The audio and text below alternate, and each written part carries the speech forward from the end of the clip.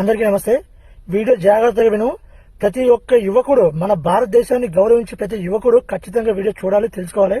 ఈ రోజు Valentine's day అసలు కానే కాదు, అలాంటి సెలబ్రేట్ చేయదు. ఎందుకంటే అది మన దేశానికి సంబంధించిందే కాదు. అందులోని ఈ రోజు మనకి బ్లాక్ డే.